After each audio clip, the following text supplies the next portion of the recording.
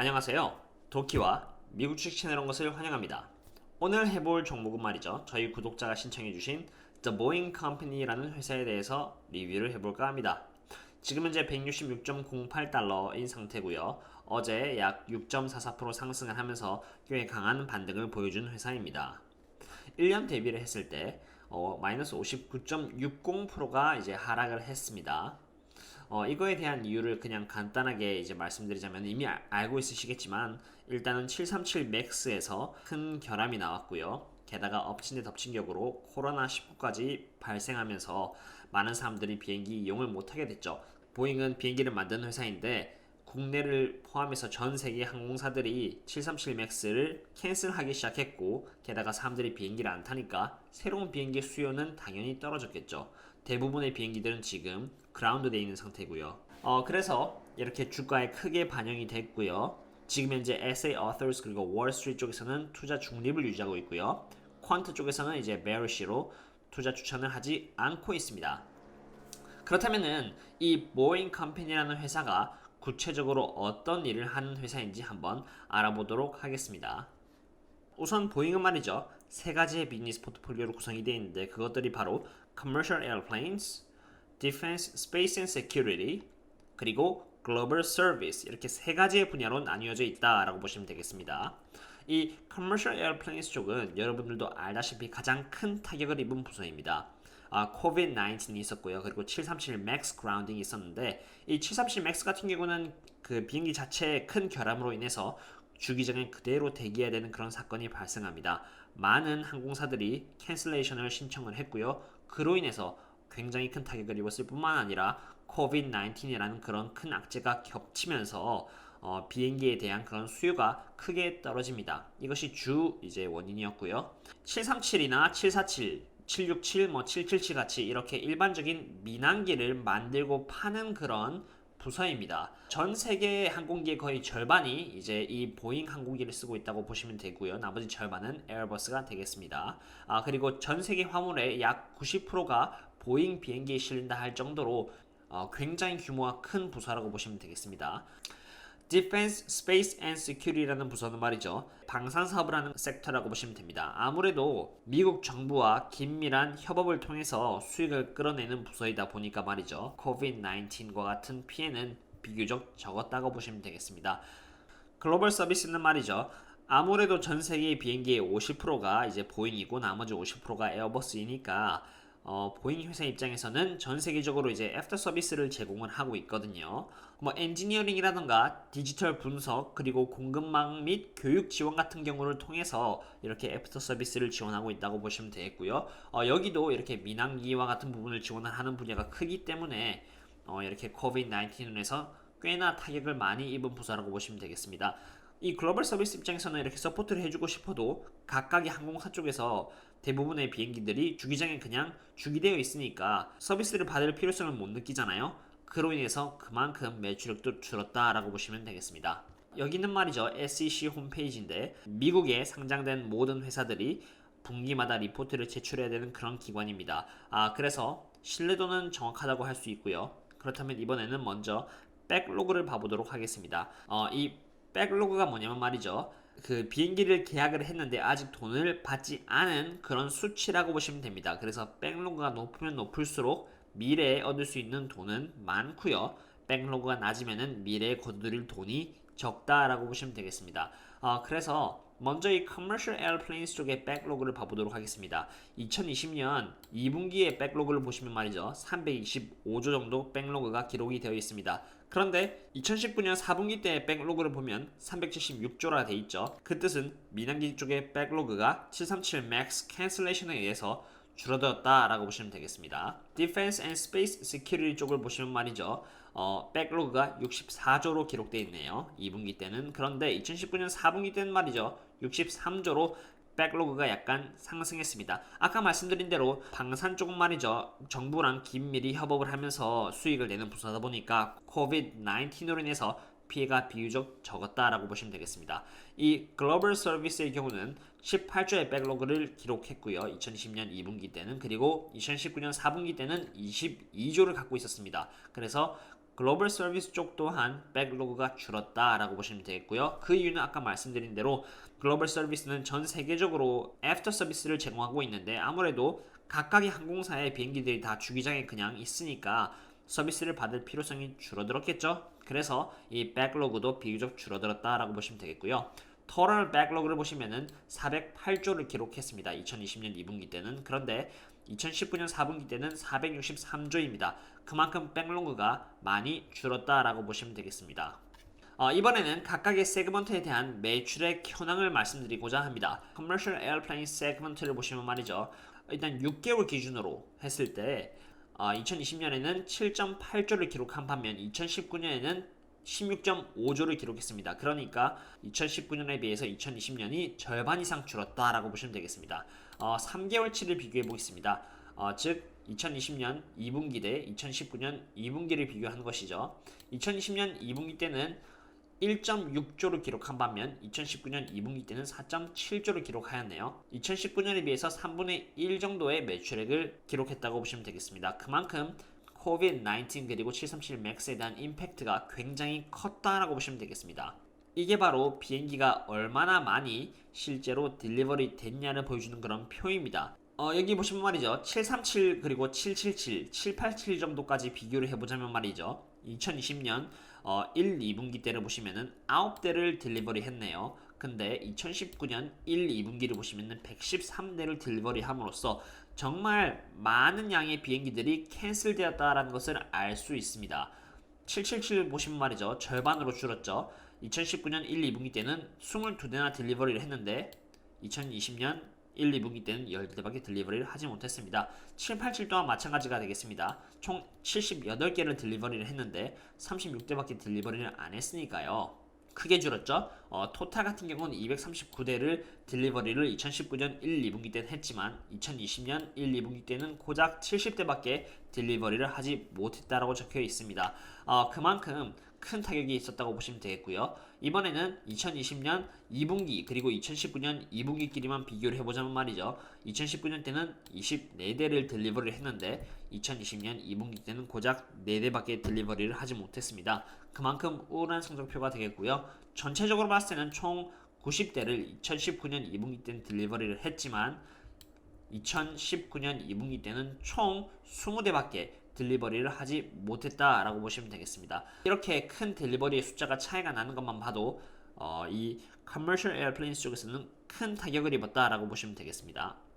이번에는 Defense, Space and Security 분야 쪽에서 봐보도록 하겠습니다. 일단 전체적인 레비뉴를 보시면 말이죠.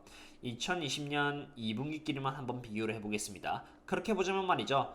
2019년에는 6.579조를 기록을 했는데 반면 2020년에는 6.588조를 기록을 했네요. 약간 매출액이 낮아졌다는 부분을 볼 수 있습니다.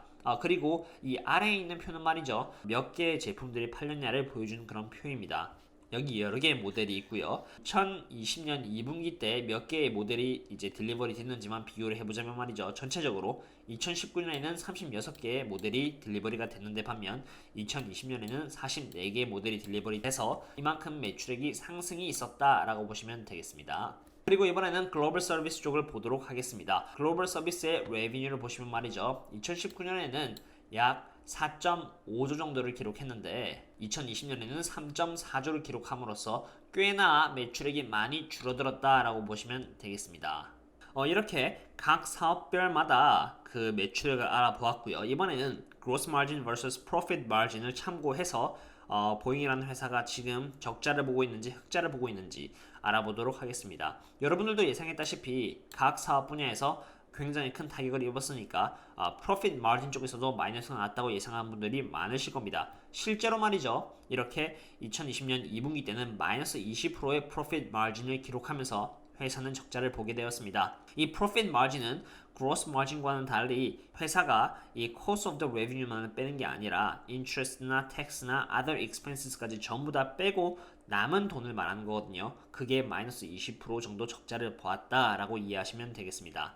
gross margin 같은 경우도 마이너스 9.9%가 나는데 이거 같은 경우는 이제 각각 사업 분야에서 이제 cost of the revenue가 revenue보다 더 많이 차지를 했기 때문에 이렇게 gross margin이 마이너스 9.9%가 나온 거거든요. 어쨌든 사업 또한 잘 안 되고 있다라고 보시면 되겠습니다. 그렇다면 이번에는 earning per share를 보도록 하겠습니다. 이 earning per share가 뭐냐면은 하나의 주가 벌어들이는 그런 수익을 말합니다. earning per share가 상승을 하면은 주가도 그것에 연동돼서 상승을 하기 마련이고요. earning per share가 떨어지면은 주가도 연동돼서 떨어지는 그런 패턴을 보이고 있습니다. 그래서 2020년 2분기를 보시면 말이죠. 실제로 기관 쪽에서 이제 측정한 EPS는 마이너스 2.53이었는데 실제로 나온 EPS는 마이너스 4.79로 기관들이 설정해 놓은 그런 타겟 프라이스를 만족시키지 못했습니다. 그래서 큰 폭으로 하락을 했고요. 이제 2020년 Q3 그리고 2020년 Q4 때는 점점 EPS가 상승할 것으로 기관들이 예측을 하고 있거든요. 이게 이제 코로나가 점점 나아지면서 아무래도 이 보잉이나 아니면 항공사 쪽 전망이 밝아질 것으로 예측을 해서 이 EPS 에스티메이트를 점점 나아진 상태로 잡은 것 같습니다. 그렇지만 말이죠. 결국은 이 전년병이 어떻게 가냐에 따라서 달려 있고요. EPS 에스티메이트는 여전히 마이너스로 있는 것을 보아 회복되려면 약간의 시간이 걸릴 것으로 예상이 됩니다. 이번에는 공매도 쪽을 봐보도록 하겠습니다. 공매도는 1.88%를 유지하고 있습니다. 1.88이면 비교적 공매도가 낮다고 보시면 되겠고요. 이 뜻은 주가가 떨어질 대로 떨어졌으니까 더 이상 공매도 치기에는 매력이 적다라고 이제 시장이 판단을 하는 것 같습니다. 그래서 공매도 쪽은 조금 걱정을 할 필요가 없겠습니다. 그렇다면 이번에는 각각의 애널리스트들이 어떤 의견을 내고 있는지 봐보도록 하겠습니다. 여기 이 의견들을 보시면 전반적인 시장의 그런 분위기를 볼 수 있거든요. 우선 Seeking Alpha vs Wall Street을 보시면은 불리시 추천을 한다는 이제 애널리스트는 3명이 있었고요. 투자 중립은 2명, 그리고 투자를 추천하지 않는다는 1명, 투자를 정말 추천하지 않는다는 1명이 있었습니다. 월스트리트 쪽에서는 투자를 매우 추천한다는 6명, 그리고 투자를 추천한다는 3명, 그리고 중립은 12명, 그리고 투자를 정말 추천하지 않는다는 3명이 있었습니다. 그렇게 해서 지금 이제 이것만 보셔도 전반적으로 지금 보잉이라는 회사의 주가가 지금 바닥이며 오히려 성장할 수 있는 그런 기회가 더 많이 있다라고 보는 애널리스트들이 더 많은 것 같습니다. 실제로 내용을 보시면 말이죠. An attractive long-term prospect that is dealing with a lot of pain from the current COVID-19 pandemic 이렇게 적혀 있는데 이제 보통 이렇게 불스 쪽의 애널리스트들은 코비드-19으로 해서 크게 타격을 입었으니까 이제 오히려 올라갈 수 있는 그런 업트렌드의 기회가 많이 남아있다라고 말을 하는 것이거든요. Breakout potential here, FAA news will be a catalyst 해서 737 MAX를 FAA 쪽에서 검열을 받고 있거든요. 이 검열이 잘만 나온다면 상승하는데 굉장히 큰 힘이 될 것이라고 말하고 있는 부분이기도 합니다. 그렇다면 이번에는 Bears 쪽에서 어떤 의견을 말하고 있는지 한번 봐보도록 하겠습니다. The higher levels of the debt and reduced air traffic will challenge this company in the next few years. We will expect the market cap to shrink. 해서 많이 높아진 그런 부채 레벨이랑 현재 비행기가 많이 뜨지 않고 있어가지고 적어도 향후 1, 2년 동안은 보잉이 힘들 거다라고 이제 베어스 쪽은 말을 하고 있습니다. 그렇다면 이번엔 밸런시트로 가보도록 하겠습니다. 이 보잉의 밸런시트 2분기를 기준으로 보시면요. 캐시는 약 20조 정도 갖고 있다라고 보시면 되겠고요. Non-current investment는 1.07조 그리고 current investment는 12.44조 해가지고 약 33조 정도 가용할 수 있는 그런 돈을 갖고 있다라고 보시면 되겠습니다. receivable 같은 경우는 13.53조로 12개월 이내 거래처로부터 받을 수 있는 돈을 뜻합니다. 인벤토리는 83.75조로 재고를 뜻합니다. property, plant and equipment net는 12.18조를 유지를 하고 있네요. 그렇다면 이번에는 liability distribution으로 가보도록 하겠습니다. 여기 non-current debt를 보시면은 자그마치 58조나 갖고 있네요. 이 부분은 조금 걱정스럽기도 한데요. 어쨌든 non-current debt 같은 경우는 1년 안에 갚아야 되는 그런 부분이 아니라 2021년부터 20년 후까지도 갚을 수 있는 그런 돈이니까요. 부채를 갚아야 되는 그런 기한에 대해서 알아보는 것이 굉장히 중요하거든요. 그리고 current debt는 2.92조를 갖고 있습니다. 이거 같은 경우는 12개월 이내에 은행에 갚아야 되는 돈이 되겠습니다. payable 같은 경우는 13.70조로 그 거래처에게 12개월 이내에 갚아야 되는 돈이 되겠고요. deferred revenue 같은 경우는 저 같은 경우는 보통 이 liability 부채로 치지 않는 경우입니다. 왜냐면은 자동차로 해서 얘기를 하자면은 먼저 계약금을 내고 나중에 자동차를 받으러 갈 때 나머지 금액을 다 회사에 낸단 말이죠. 이게 계약금까지는 냈는데 아직 나머지 자동차에 대한 금액을 내지 않았을 때 이것을 deferred revenue로 잡습니다. 고객이 결국은 나중에 차를 회수해 가면은 이 deferred revenue가 줄겠고요. 그리고 만약에 고객이 이제 차를 이제 계약을 했는데 도중에 취소를 해버리면은 회사 입장에서는 돈을 못 받는 것이죠. 그래서 일단은 deferred revenue로 잡아놓는 것이죠. 그래서 그런 이유로 저는 이것을 부채로 보지 않습니다. 어쨌든 이 밸런스시트를 평가해 보면 말이죠. cash and cash equivalent랑 current investment 그리고 non-current investment를 합치면은 약 33조 정도 보유하고 있다고 보시면 되겠고요. 그거에 비해서 non-current debt plus current debt가 약 60조 정도 되니까 갖고 있는 부채에 비해서는 훨씬 더 부채양이 많다고 볼 수 있습니다. 그래서 밸런스 상으로는 그렇게 좋지 않다라고 말을 할 수 있겠고요. 그렇다면은 이 non-current debt가 결국은 몇 년 이내에 갚아야 되는 것을 보는 것이 중요하니까 이번에는 이 debt maturity를 보도록 하겠습니다. non-current debt를 분석함에 있어서 가장 중요한 것은 maturity date를 알아보는 것이 굉장히 중요합니다. 왜냐면은 이렇게 아무리 non-current debt가 58조에 육박해도 말이죠. 이 58조라는 그 debt 안에서 각각의 그 부채가 몇 년 안에 갚아야 되는지를 안다면은 적어도 이 회사가 감당할 수 있는 기간은 언제까지인지 이제 감이 잡히기 때문입니다. 그래서 이렇게 보잉 같은 경우는 58조가 2020년 6월 30일 기준으로 이렇게 생겼죠. 2019년 4분기 때만 해도요, 약 19.96조로 20조 가까이 있었는데, 2020년 1분기가 되니까 20조에서 33.75로 약 13조 정도 상승했다는 것을 알 수 있습니다. 그리고 이 33조에서 말이죠. 2020년 6월 30일 2분기 때는 58조로 33조에서 58조니까 약 25조 정도 갑자기 부채가 급상승을 했네요. 이것에 대한 내역이 바로 어디 있냐면요. SEC 홈페이지에 보면은 이렇게 공시 자료로 나와 있습니다. 여기 보시면 말이죠. 그대로 2020년 1분기 때 13조를 빌렸다고 여기 적혀 있습니다. In the first quarter of 2020, we entered into $13.8 billion 2 years delayed draw term loan facility라 돼 있죠. 그리고 이 13.8조를 말이죠. 2020년 2월 6일까지 갚아야 한다고 돼 있죠. 그러니까 즉 보잉 입장에서는 지금으로부터 2년 뒤에 이 13조라는 큰 돈을 갚아야 되는 상황에 있는 것이죠. 이게 가장 급선무라고 보시면 됩니다. 그리고 여기 in the second quarter of 2020, we issued $25 billion of the fixed rate senior notes 이렇게 되어 있습니다. 그래서 2020년 2분기 때는 아까 제가 보여드린 대로 실제로 25조만큼 상승을 했죠. 왜냐? 이렇게 25조를 빌렸기 때문입니다. 근데 이 안에서 25조를 한꺼번에 갚는다고 되어 있지 않습니다. 나눠져 있습니다. 그 중에서 3조는 말이죠. 2023년 5월 1일날 갚도록 되어 있고요. 그 중에서 3.5조는 2025년 5월 1일날 갚게 되어 있습니다. 그리고 2조는 2027년 5월 1일날 갚게 되어 있고 그 중에서 4.5조는 말이죠. 2023년 5월 1일. 이게 2040년, 2050년, 2060년까지 이렇게 쭉 나와 있습니다.